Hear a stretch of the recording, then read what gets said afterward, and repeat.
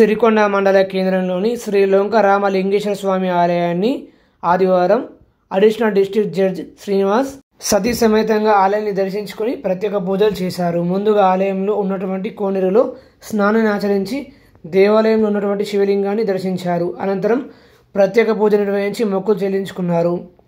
Judge మాట్లాడుతూ జిల్లాకు 50 కిలోమీటర్లు దట్టమైన అడవులో వెలిసే లొంక రామలింగేశ్వర స్వామి దర్శించుకొని ప్రత్యేక పూజ నిర్వహించినందుకు చాలా సంతోషంగా ఉందన్నారు.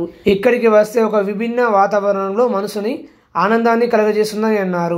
ఇక్కడ ప్రజలకు ఏ ఇబ్బంది కలగకుండా అన్ని సౌకర్యాలు ఏర్పరిచిన ఆలయ నిర్వహణ కమిటీకి ధన్యవాదాలు తెలిపారు. ఈ కార్యక్రమంలో ఆలయ ప్రధాన అర్చకులు నాగరాజు పంతులు, ఏఎస్ఐ బాల్సింగ్, కానిస్టేబుల్ సంతోష్ తదితరులు ఉన్నారు.